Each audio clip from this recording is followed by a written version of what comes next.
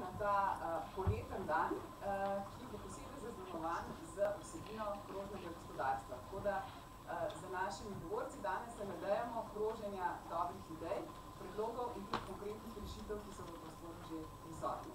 Tako da lep pozdrav vsem, ki ste tukaj, posebej našemu evropskemu poslancu, gospodu Bogoviču, današnjemu srednjemu govorniku, dr. Janezu Potočniku in seveda vsem ostalim organizatorjem, soorganizatorjem in govorcem. V sam dogodek nas bo uvedel gospod magister Klemen Žumer, ki je kot organizator, kot vodja Evropske pisarne Evropskega parlamenta v Sloveniji tisti, ki je dejansko organiziral in umestil temo, ki je še tako pomembna za to, kam bo Slovenija usmerjala svojo energijo, svoj potencial in kako se bo umeščala v mednarodni prostor. Tako da gospod Žumer, prosim, da se beseda.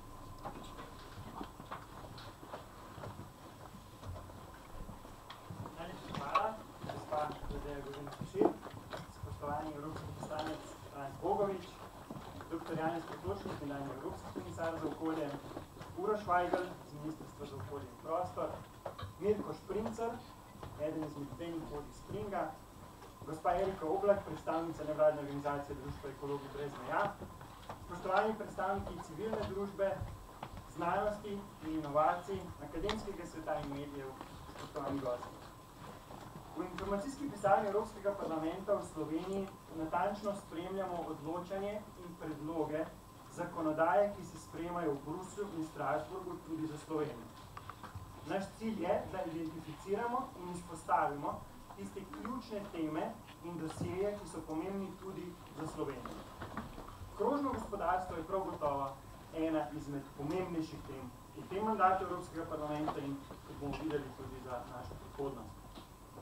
V tem mandatu Evropskega parlamenta so se evropski poslanki in poslanci že srečali z predstavniki civilne družbe, večkrat predstavili svoje poglede na konferencah in okroglih mizah različne pomembne aktualne teme, kot so migracije, Brexit, genetsko spremenjeni organizmi, črpanje sredstev solidarnostnega sklada po žledu, zaposlovanje mladih, pripravljamo izmenjave mnenj na temo energetske unije, priložnosti in nevarnosti digitalnega skupnega trga in tako dalje. Vse zato, da bi Slovenkam in Slovencem konkretno približali odločitve, ki jih bodo naši predstavniki, tudi evropski poslanci, sprejemali skupaj z ostalimi 27-26 državami Evropske unije in bodo zagotovo pomembno vplivali tudi na našo prihodnost. Krožno gospodarstvo je v bistvu, na kratko, en celovit pristop k učinkoviti rabi virov, ki spodbuja konkurenčnost gospodarstva in varovanje okolja. In je ena izmed pomembnejših tem, katero moramo čim prej razumeti in tudi zaživeti. Gre za neko novo paradigmo, način razmišljanja in neposredno vpliva na vsakodnevne odločitve tudi vsakega izmed nas. Potencialne priložnosti za naše okolje in družbo, tudi za vsakega od nas, so izjemne. Verjetno bomo danes slišali celo, da morda nekje v prihodnosti alternative krožnemu gospodarstvu pravzaprav niti ni.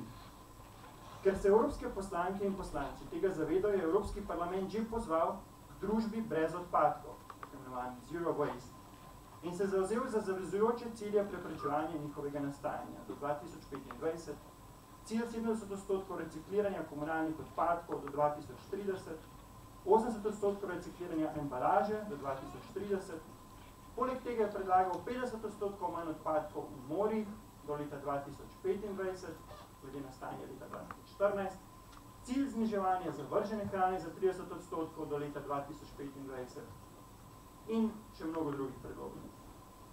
Osrednji cilj današnjega dogodka je pridobiti vpogled v vključevanje in soustvarjanje politik povezanih s krožnim gospodarstvom in decembra 2015 sprejetim paketom. Dr. Potočnik je bil kot komisar predlagatelj prve verzije paketa.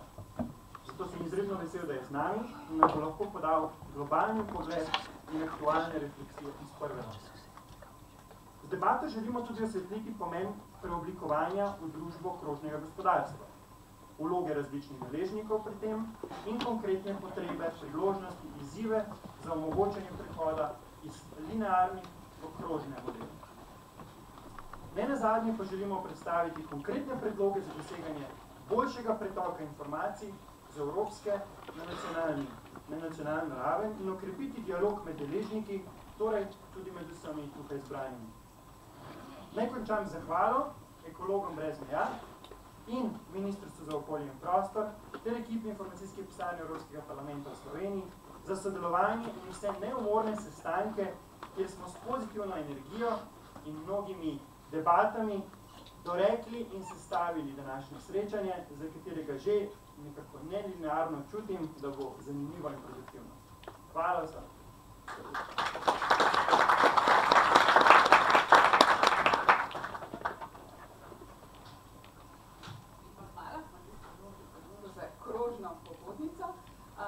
Veliko veselje in čast imamo, da bo danes z nami dr. Janez Potočnik. Zakaj? Najprej zato, ker je tisti nekakšen oče prvega paketa o krožnem gospodarstvu, ki je bil predlagan na ravni Evropske unije in ki je bil potem dopolnjen, preurejen, ampak vendarle sprejet. In je postal za decembrom lanskega leta tudi nekako zavezujoč, oziroma nam razpira številne možnosti za njegovo implementacijo. Dr. Potočnik potuje in predava in širi znanja povsod po svetu. Zato včasih ne znamo, se mi zdi, ujeti tistega momentuma, ki ga imamo v Sloveniji, ko imamo res izjemne posameznike, ki lahko s svojimi izkušnjami, s to vezjo, ne globalnim in lokalnim, prispevajo k temu, da prav naše okolje lahko naredi korak naprej in da tisto dobro, kar imamo, še dodatno pokrepi, poveže in umesti v mednarodni prostor. Tako da res hvala danes, tako dr. Potočniku kot organizatorjem za to možnost, da vsi skupaj prisluhnemo temu, kaj krožno gospodarstvo dejansko pomeni, kje v svetu dobiva svojo moč, kaj je tisto, kar lahko naredimo prav na tem, kar že imamo, kar znamo, kar vemo v Sloveniji in da nekako zaokrožimo s tem tako konkurenčnost Slovenije, kako Slovenijo kot zeleno referenčno državo v digitalni Evropi dejansko krepiti in dostavljati na mednarodni zemljevid. Te prosim, dr. Potočnik, za.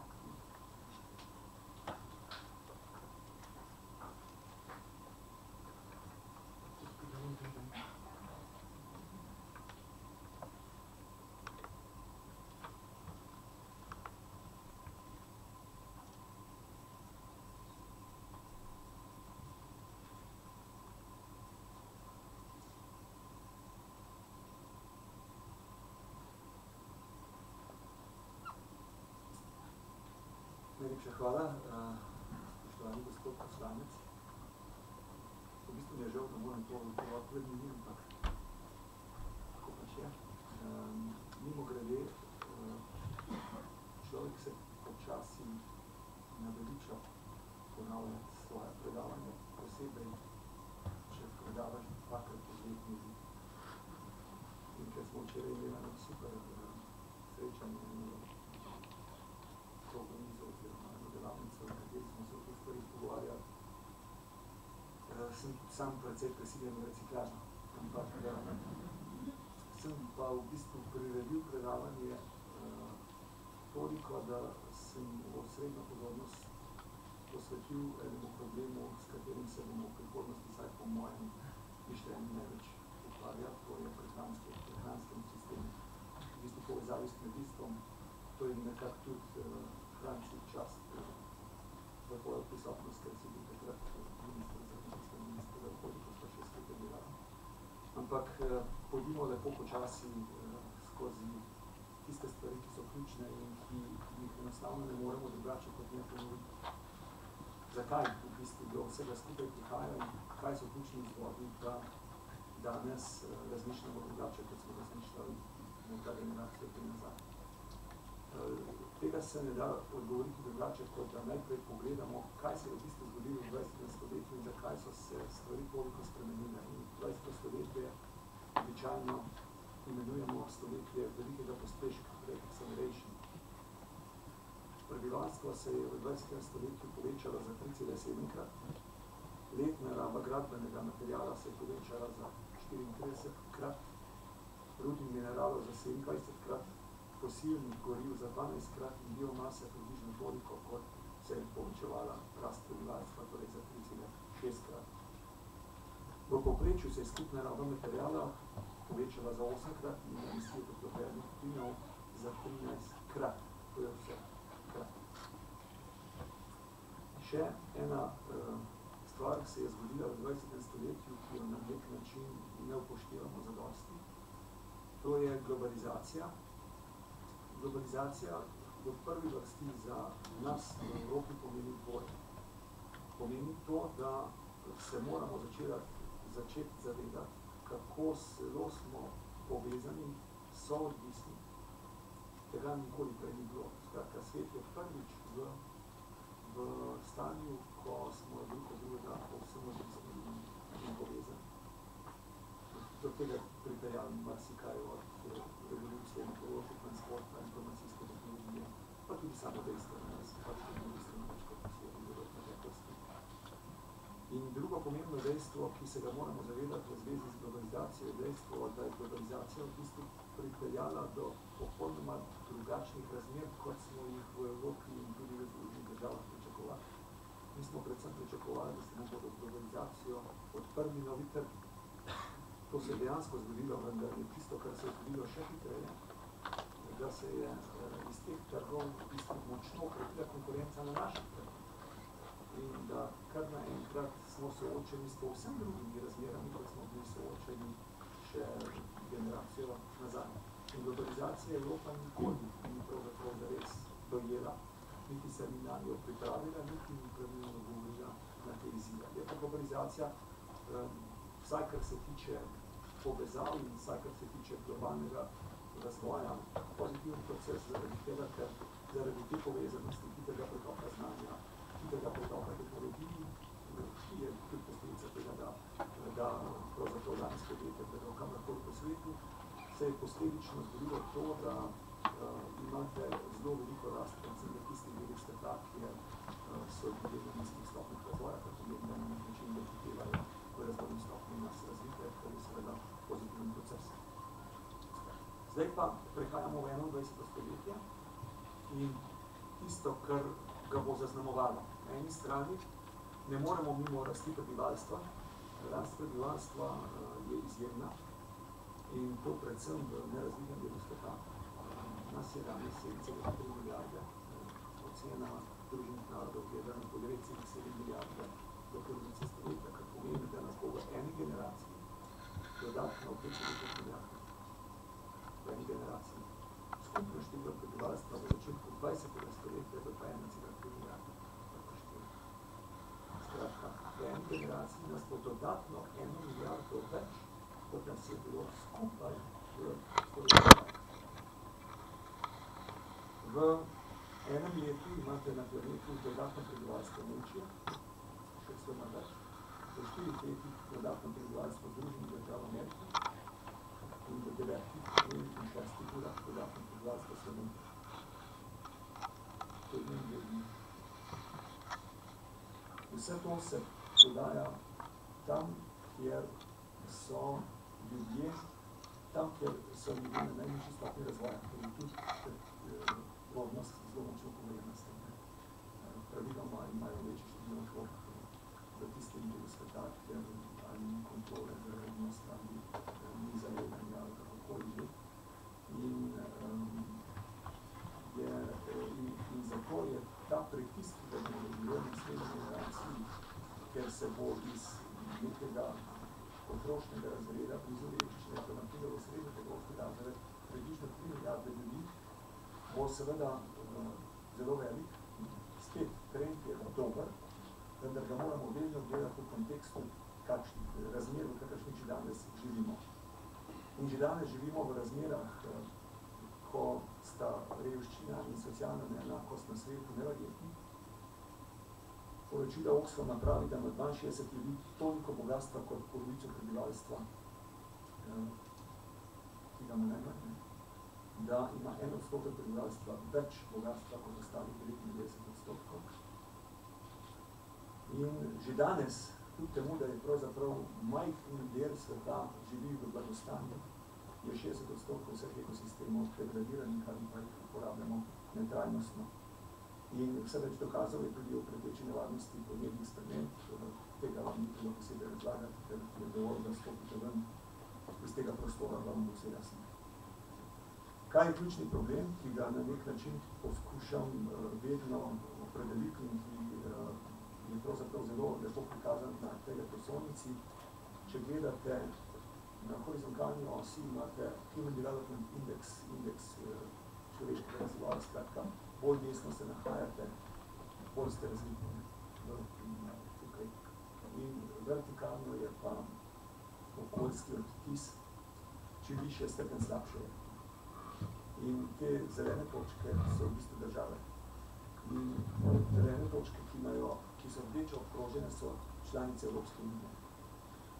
In očitno smo mi vsi živimo relativno dobro, pa imamo zelo močan odtis. Druge države, ki vidite približno.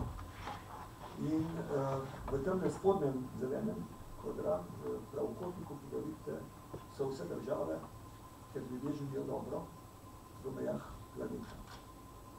Nič. Skratka, ves problem je, da v razvoju najprej gremo vsi navzgor, in ko udarimo v določene zidove onesnaževanja, potem se začnemo zavedati tega in začeti premikati navzdol. Ves problem je, da te države, ki so spodaj, tam, ki so v razvojnem ciklu, preprosto ne morejo pobiti tega razvojnega vzorca iz zelo preproste razloga, ker je fizično nemogoče. To vam bom še povedal na naslednji prosojnici, kjer smo v bistvu znotraj International Resource Panela delali raziskave in del teh raziskav bo zdaj objavljenih na High Level Political Forum v New Yorku, jaz vem prihodnji teden tja. In zaenkrat to še niso bili, ampak so zelo zanimivi podatki. Nanašajo se na tole, na globalne materialne tokove in snovno produktivnost. Zdaj, analizirali smo zadnjih 40 let podatkov rabe materialov za vse države po svetu. In ugotovitve, 4 ugotovitve, ki so preproste in šokantne, so naslednje. Rast potrošnje je pomembnejši razlog za rast rabe materiala kot rast prebivalstva. Skratka, problem je predvsem v ekonomskem sistemu, ne toliko v prebivalstvu kot tako. Prevedem, pa iskren. Drugo, tega ni treba prevajati. Najbogatejše države trošijo v povprečju 10-krat več materiala kot najrevnejše države. Tretji, snovna učinkovitost se je od leta 2000 na globalni ravni zmanjševala. Torej, svetovno gospodarstvo od leta 2000 troši več materijala na enoto BDP. Ta je res šokanten. V bistvu pove to, da se je, kaj je razlog? Razlog je, da se je proizvodnja iz držav, ki so bolj učinkovite, selila v države, ki so manj učinkovite, in ta selitev je bila hitrejša, kot je bila rast učinkovitosti v državah skupaj. In zadnji je, da ravni blagostanja, doseženega v bogatih industrializiranih državah, ni mogoče posplošiti na svetovno raven na podlagi obstoječega sistema proizvodnje in potrošnje. Kar sem v bistvu že prej rekel, samo prej je bilo intuitivno, tole pa na podatkih. Skratka, ne morete preslikati gospodarskega sistema razvitega dela sveta na nerazviti del, ker je to neizvedljivo. In če smo resni okrog tega, da želimo te trajnostne cilje razvoja, sustainable development goals, kateri smo se pravzaprav vsi zavezali tudi v praksi resničiti, če smo resni okrog tega, potem seveda je nujno spremeniti ekonomski sistem. V nasprotnem primeru ni variante, da v bistvu to izvedete na globalni ravni. Torej, ko govorimo o trajnostnem, brezogličnem, krožnem, zelenem, modrem, bioekonomiji, ekoekonomiji, učinkovitem ravnanju z viri in energijo, ločevanju rasti od rabe virov, free air, ekološka civilizacija, mimogrede, to so vse uradni izrazi, ki se uporabljajo ali v eni ali v drugi državi za isto stvar, ki je bolj ali manj potreba po spremembi obstoječega gospodarskega modela proizvodnje in potrošnje in nujnost trajnostno usmerjenih proizvodnje in potrošnje. Tako da, zdaj, lahko bi vam navedel tudi razloge, pa sem jih spustil, zaradi tega, sem že navličen to ponavljati, zakaj je to tako pomembno, tudi skratka, vsi ti razlogi so bolj ali manj okoljske narave in ne toliko ekonomske narave. Vendar, če ste vi doma na kontinentu, kot smo mi doma, ki je zibelka industrijske proizvodnje, kjer so proizvodnja in struktura ujeti v neke stare strukture, neučinkovite strukture, ker so proizvodni modeli ujeti v te strukture, finančni modeli ujeti v te strukture. če vidite, kako se cene virov globalno spreminjajo, od leta 1995 je prišlo do zelo močnega porasta, res da v zadnjih 3 letih do padca, ki pa tudi približno ni padec, ki bi prišel do ravni 95. Če vidite, če temu dodate še, kako je Evropa uvozno odvisna, od 54 ključnih surovin, je več kot 90% uvozimo vseh, ki gradimo v visokotehnološke proizvode. In če k temu dodate še že današnjo strukturo stroškov v podjetjih, ker je strošek materijala prevladujoči strošek, bistveno večji od stroška dela, potem je odgovor, da če želite industrijo resno zvrčati, povečati konkurenčnost v Evropi, zelo preprosto. Torej, proizvajati proizvode, ki jih lahko ponovno uporabimo, ki jih lahko popravimo, ki jih lahko podaljšamo življenjsko dobo, proizvajati proizvode, ker porabimo za nje manj vode, manj energije, ki jih lahko recikliramo na koncu, je za nas ključnega pomena, če želimo obstati na ekonomskem zemlji resno. To je v bistvu schema, ki je Ellen MacArthur Foundation, ki govori o krožnem gospodarstvu, verjetno ste večina že videli. Na levi strani imate upravljanje obnovljivih virov, na desni strani upravljanje z materiali, z zalogami. Levi del, ki se mu danes pretežno posvetil, je v bistvu del, ki se nanaša na naravne vire, skratka naravo, recimo prehranski sistem je v veliki meri vezan ravno na ta levi del. Medtem ko pa desni del je pa tisti, na katerem je pravzaprav vse skupaj bistveno lažje razložiti. In tisto, kar vas edino želim, kar vam želim položiti na srce, je, da ne razumete recikliranja kot krožne ekonomije, ker je recikliranje izhod v sili. Vi morate najprej gledati zbiranje, vzdrževanje, podaljšana uporaba, ponovna prodaja nakup, predelava, obnova. In če to ne gre, potem morate seveda imeti proizvod tak, da ga lahko reciklirate.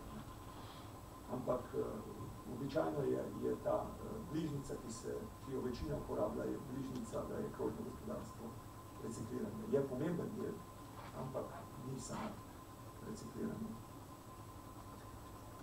Kot sem že dejal, bom pravzaprav se osredotočil samo na prehranski sistem. Pred kratkim smo izdali v mednarodnem panelu za vire nek novo poročilo, skratka sem bil v Nairobiju, ko je bil ta Unija United Nations Environment Assembly, to je na vsake 2 leti srečanje vseh globalnih ministrov za okolje. In tam smo predstavili to poročilo. In nekatere ključne stvari iz tega poročila vam predstavljam. Če boste dobro spremljali, v bistvu ne boste mogli slišati besede krožno gospodarstvo, ampak vsa načela, ki so tam, so v bistvu vezana s krožno gospodarstvo.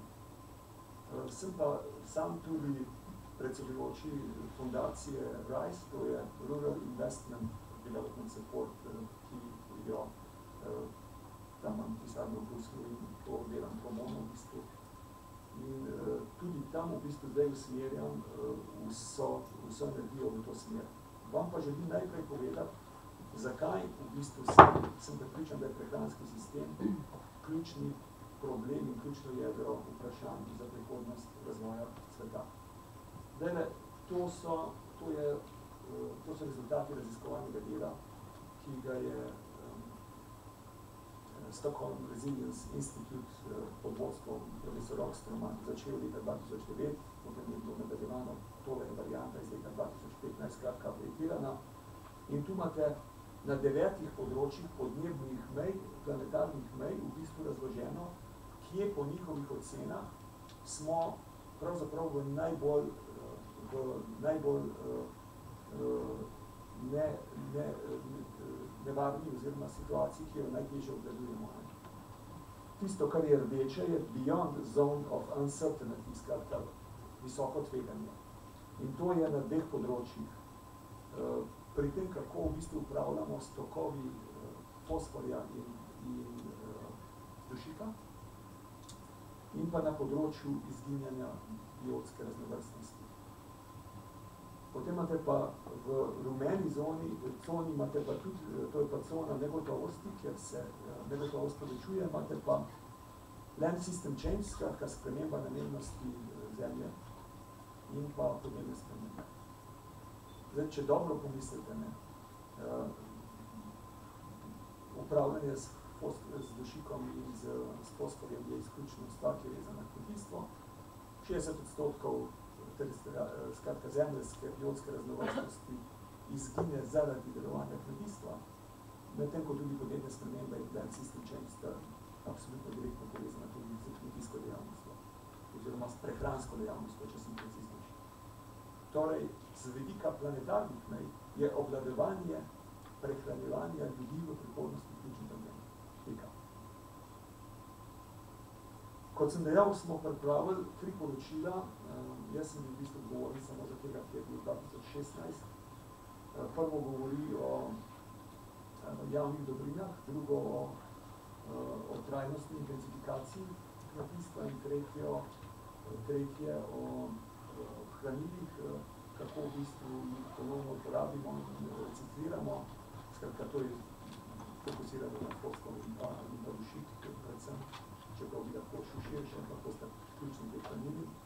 In v bistvu, če pogledate dobro nazaj v ta krog oziroma tega metulja, ki sem ga prej predstavil, potem vidite, da je trajnostna intenzifikacija v tem delu, javne dobrine so v tistem srednjem delu in ponovno uporaba in recikliranje hranil v tem spodnjem delu, ampak vse se v bistvu na nek način nanašajo na razmišljanja, kako v krožnem gospodarstvu v bistvu nasloviti te probleme in kako s krožnim gospodarstvom, kako s krožno miselnostjo odgovoriti na to. Krožno gospodarstvo da povzamete pravzaprav v enem stavku, ki si ga zapomnite, več vam ni treba vedeti, ko boste opisovali krožno gospodarstvo.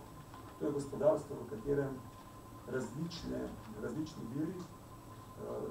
vire poskušamo zadržati v proizvodni in potrošnji čim dlje. Skratka, preprosto, tako da ne zakomplicirate stvari, če jo boste poskušali komorkoli razložiti.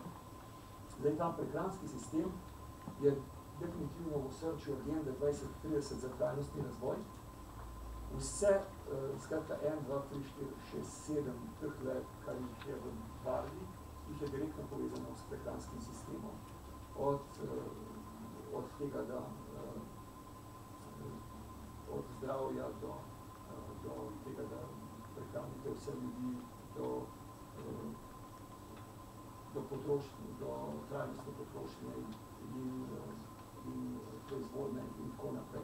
Tako da je treba razumeti, da hrana, ki jo pridelujemo, predelujemo, z njo trgujemo, jo prevažamo, shranjujemo, prodajamo in trošimo, osrednji povezovani element med ljudmi, blagostanjem in pa planetom. Nekatera zaskrbljujoča dejstva. 33% prsti je delno do močno degradirane zaradi erozije, zakisljevanja, zasodevanja, zbijanja, onesnaženosti s kemikalijami ter revne s hranljivimi snovmi. 1/3. 61% rib, ki so komercialno zanimive, je lovljenih na zgornji meji trajnostnega ulova, 29% vseh je predelovnih, skratka izginjajo. Najmanj 20% svetovnih vodonosnih sistemov je prekomerno izkoriščeno. 60% globalne izgube zemeljske biodiverzitete je povezane s proizvodno hrane in ekosistemske storitve, ki podpirajo proizvodno hrane, so pogosto ogrožene. Od celotnega vnosa dušika in gnojil, ki vsebujejo fosfor, v prehransko verigo naše krožnike doseže zgolj 15-20%. Kaj to pomeni, da ostalih 85-85% postane odpadek, ampak ne postane v bistvu odpadek, postane onesnaževalec. Kar pomeni, da moramo dodatno vložiti sredstva, da se tega zmenimo v vodnem toku ali pa v zraku kjerkoli.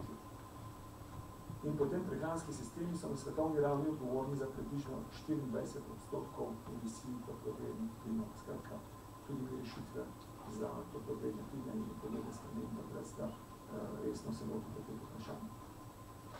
Ta je še posebej zanimiva, to je bilo narejeno za študije True Cost. Eden od ključnih problemov danes v življenju je, da stroški obstajajo, vendar jih mi ne priznamo. Skratka, nekateri pravijo, koliko se bo pa to podražilo, če to vključimo v proizvod. V resnici ta strošek že obstaja, sam ga pač ne plačuje ta, ki izdeluje proizvod, ampak ga vsi plačate vi z vašim zdravljem in potem svojo denarnico, ko obiščete zdravnika, ali pa ga preprosto plača naslednja generacija, zato ker mi smo z veseljem ta problem selimo iz današnjega časa v prihodnost. Če bi vključili v profitne marže stroške naravnega kapitala, potem bi kmetijstvo, ki je danes približno na 4% profitno maržo globalno, prišlo v izgubo 10%. Ampak ne želim s tem reči, da je karkoli narobe s kmeti in da niso kmetje, so upravičeni do dostojnega življenja. In upravičeni do tega, da je njihovo delo primerno nagrajeno. Imamo pa sistem, ki je pač narobe postavljen in ki je postavljen na tak način, da če bi vključili to noter v stroške, preprosto bi imeli resen problem na trgu. In danes je nasploh teh problem eksternali, ključen problem, ki ga imamo v ekonomiji. Podhranjenost, skoraj 800 milijonov ljudi na svetu je lačnih, več kot 2 milijona pa jih trpi pomanjkanje.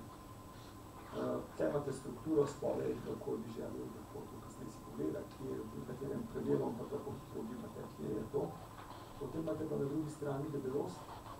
2 milijardi ljudi je predebelih. In področja, kjer so najbolj predebeli, so najbolj temno obarvana. Tam so pa seveda najmanj predebeli, so pa seveda svetlejši. Evropa je nekje na sred, ne? Ampak zanimivo je tudi tam v nekaterih arabskih državah. To, medtem ko pa druge države so pa znano, kje so. Ko govorite o prehranskem sistemu, potem se moramo zavedati, da na svetovni ravni se ti dejansko med seboj močno razlikujejo in so dejansko velike razlike, predvsem med razlikim in različnim svetom, vendar so pogosto med seboj povezani, odvisni od istih virov in vedno, ko govorite o sistemu, morate gledati vse skupaj. Če gledate samo, in to je velikokrat prevelika napaka, da se osredotočamo na kmetijsko proizvodnjo, ne osredotočamo se pa na ostale probleme, ki so del prehranske verige. In na levi imate potem, kako je to spodaj vezano na različne vire in na desno, kako je vezano na različne posledice na okoljsko onesnaževanje. Zgoraj imate pa celoten sistem in vedno morate gledati celoten sistem. Tale prosojnica je še posebej zanimiva. Pregled s kmetijstvom povezanih dejavnosti, če gledate celoten promet, najprej pri vhodnih surovinah za kmetijsko dejavnost, potem na kmetijah, v prehranski industriji, podaji hrane na drobno, potem vidite, da je celotni promet v vhodnih surovinah 4,6% celotnega prometa, na kmetijah 19,3%, v prehranski industriji 12,2% in v prodaji hrane na drobno 63,8%. Potrošniki smo na koncu. In ko se mi pritožujemo, da je cena predraga, potem poglejte, kje se stvari dogajajo. Da ste hitro prišli do sklepov, kje je v bistvu moč in na kakšen način morate, ko pristopate do teh vprašanj, razmišljati. Zanimivo je tudi tam, ko gledate vhodne surovine za kmetijsko dejavnost, kakšna je koncentracija največjih 10 podjetij. Recimo pa pesticidi, 95% vseh pesticidov proizvaja 10-15%. Oziroma gnojil, semen, 75%. Na drugi strani imate pa 450 milijonov kmetij, 85% jih je manj kot 2 hektara in zdaj lahko hitro ugotovite, kje je v bistvu pogajalska moč v prehranskih verigah. Tole je sploh zanimiv graf, to je iz koncentracije moči v prehranski verigi razvitega dela sveta, je pa primer Nizozemske. Če začnete, to je kakor eno črevo ali pa klobasa, kako vidite. Na levi strani imate 65,000 kmetov, potem greste pa od predelovalcev, trgovin, trgovinskih sistemov, supermarketov, potem 7 milijonov kupcev in 17 milijonov potrošnikov. In spet zelo natančno vidite, kje je v bistvu koncentracija moči. In kdo ima v bistvu v celem sistemu največjo pogajalsko moč, ko se dogovarjamo o tem, kje izbirajo problemi. 11 je ključnih sprememb, ki smo jih mi identificirali v IRP-u kot ključnih za prehod v prehranske sisteme, ki preudarno ravnajo in razvijajo. Prvi je zmanjšanje izgube živil oziroma živilskih odpadkov. Več kot 30% hrane zavržemo. Ampak ni če zanemarimo moralni problem tega, da zavržemo hrano, obstaja še dosti večji problem. Mi zavržemo 30% oziroma tretjino vse vode, vseh pesticidov, vse energije, ki jo potrošimo, vsega dela ljudi, ki je potrošeno, in to je nevzdržno. To je nevzdržno. Zanimivo je, da je praktično isti odstotek v razvitnem delu in v nerazvitnem delu sveta, samo da so razlogi čisto drugačni. Pri nas se veliko končnih proizvodov zavrže, medtem ko se pa v nerazvitnem delu je pa precej pri shranjevanju, pri transportu, tam imajo pač stvari slabo razviti. Drugo, preusmeritev z izdelkov, za katere je potrebno veliko virov, kot so meso, prazne kalorije in močno predelana živila v trajnostna živila, ter ponovni razmislek o prehranskem okolju, to je fizično in družbeno okolje, ki vplivata na prehranske navade ljudi, zlasti v mestnem okolju, z namenom, da bi potrošniki prevzeli bolj zdrave in trajnostne načine prehranjevanja. Tretje, sprememba v razmišljanju, spodbujanjem prehranskih sistemov, ki preudarno ravnajo z viri, katerih del je tudi podnebno ozaveščeno kmetijstvo, ter iskanje povezav z novimi prevladujočimi vrednotami, kot sta dobro počutje in zdravje. Prehranski sistem je najmočnejše orožje, ki ga imate v prehranskem sistemu, je zdravje. Ker vse ostalo direktno vplivanje na želje ljudi, kaj bi želeli jesti, ne deluje prav dobro. Če pa nekoga začnete prepričevati, da se v bistvu škodi, potem je pa nekoliko bolj učinkovito. Ponovna povezanost podeželskega in mestnega okolja, zlasti v regijah v razvoju, v katerih bi urbani akteri, kot na primer supermarketi, lahko vlagali v regionalne dobavne verige in predvsem izboljšali položaj malih kmetov. Položaj malih kmetov imajo samo en velik problem, dostop do trga. Kako priti učinkovito in relativno poceni do trga. Potem ovrednotenje okoljskih eksternalij, strožja zakonodaja za preprečitev onesnaževanja in drugih oblik okoljske degradacije ter odprava subvencij, ki ne spodbujajo učinkovitejše rabe virov. Šestič, ozaveščanje predvsem mestnih potrošnikov o tem, kako je njihova hrana proizvedena, kako pride na naš krožnik, ter obveščanje potrošnikov o zdravstvenih okoljskih posledicah načina prehranjevanja, zaščita primestnih območij in uporaba teh območij tudi za lokalno pridelavo hrane. Sedmič, proučitev obstoječega delovanja lokalnih, nacionalnih, regionalnih prehranskih sistemov in njihovega učinka na nacionalne vire in ponovna povezava mineralnih tokov med mestnimi in podeželskimi območji ter med podeželstvom in živinorejo. To je recimo tipičen argument za krožno gospodarstvo. Da morate narediti tokove, zaokrožiti tokove. Nekaj, kar nekomu ostaja in drugemu primanjkuje, morate v bistvu speljati skupaj. To je ta industrial symbiosis logika in tudi v kmetijstvu je to eden od ključnih problemov, da imamo veliko odpadkov, pa velikokrat kupujemo stvari, ki jih v bistvu drugod kot odpadke ničemo več. Reforma politik o pravici do zemlje in vode, razvijanje in izvajanje politik na vseh ravneh upravljanja, večstranski, nacionalni, lokalni, za zagotovitev boljšega upravljanja virov in za spodbujanje sinergičnega prilagodljivega upravljanja strani različnih nevladnih akterjev, kot so podjetja, civilna družba znotraj prehranskega sistema. Desetič, oživitev naložb v podeželsko infrastrukturo, izobraževanje predvsem, usposabljanje, tehnologijo, prenos zdravja in plačevanje okoljskih storitev. In 11. spodbujanje raziskav in inovacij z namenom ločitve pridelave hrane od rabe virov in okoljskih učinkov ter nadomestitve določenih dodatkov, kot so denimo pesticidi z ekosistemskimi storitvami. Zdaj, jaz sem šel zelo hitro skozi to, ampak vsakega, če se nanj obesite in ga dobro razmislite, je v bistvu zelo, zelo pomemben del tega, da se premaknete iz točke A v točko B. Vsa logika v bistvu v zadnji je logika krožnega gospodarstva, čeprav niti z besedo nisem omenil, da se krožnega gospodarstva praktično. Ampak to je v bistvu zelo pomembno, da se razume. No, ko smo delali na neki drugi analizi potem, koliko bi se potencialno zmanjšali stroški na različnih nivojih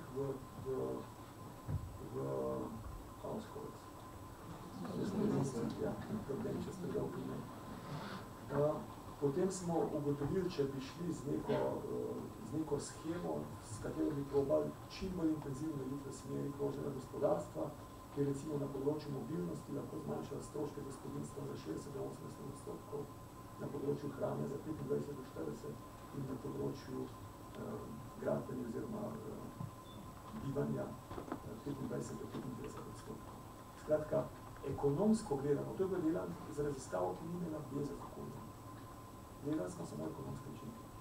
Če greste po tej logiki, ali ima smisel ali nima smisel zakoračiti v smeri krožnega gospodarstva. Vloga trga in podjetniške priložnosti. Zdaj, trg bo z nami ostal še precej časa in problem trga je predvsem to, da ima, kot temu pravimo, veliko market failures in da so te eksternalije, ki se pojavljajo velikokrat neovrednotene. In problem trga je, da trgi ne morejo zagotoviti učinkovite alokacije in rabe virov, če cene ne odražajo resnične vrednosti in stroškov vseh virov, to so eksternalije in jih ne.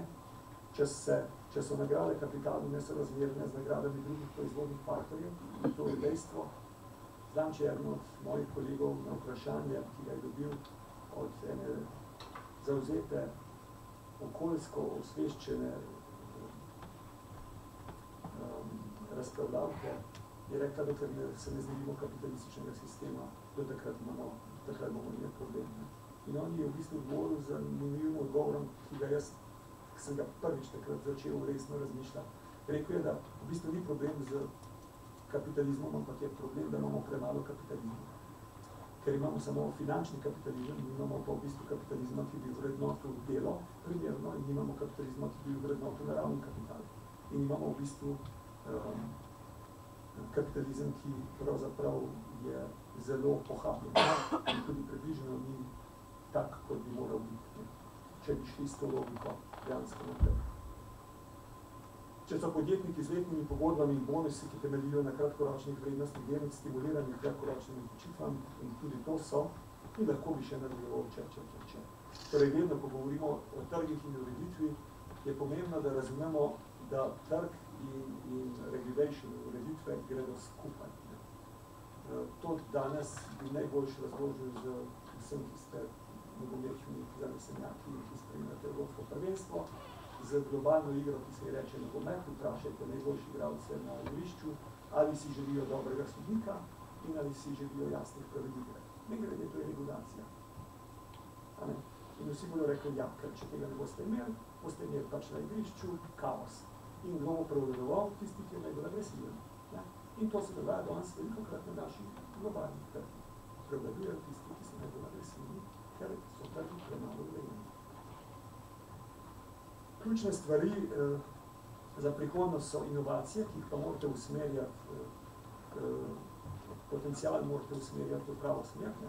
Recimo, tipičen primer, jaz sem bil nekako skozi zraven, ko je avtomobilska industrija v Evropi masovno investirala v izboljšanje motorja z notranjim izgorevanjem, da vsak odstotek, ki so ga izboljšali, so bili veseli in ponosni, vmes je pa japonska industrija cela šla proti elektrifikaciji. To ni. Skratka, morate imeti ciljano in vedeti, kam stvari gredo in se temu prilagoditi v svojih inovacijah. Čeprav so inovacije ena ključnih rešitev, ker ljudje smo pač brezmejni v glavah in najdemo rešitve za vse, samo povedati treba kaj. Dizajn proizvodov je ključen. Če proizvod dizajnirate tako, da ga ne morete popraviti, ponovno uporabljati, ponovno delati in tako naprej, ali na koncu celo reciklirati, potem je njegova usoda, že ko ste ga izdelali, zapečatena. Končal bo na odlagališču. Potrošniki naše obnašanje, tu smo včeraj imeli zanimivo razpravo in tudi strani podjetij je vidno, da oni opažajo zelo močno, da se ta pritisk naše generacije predvsem na to, da se začnemo drugače razmišljati in obnašati, močno povečuje, kar je dober znak. In edin problem pri tem je, da imamo 400 ecolabels, da raziskavih je bila narejena 48% evropskih potrošnikov ne verjame več te ecolabels, ker jih pač ne razumemo. In pa novi poslovni modeli, to je tudi ena od ključnih stvari, ki se bo zgodila. Zakaj? Zaradi tega, ker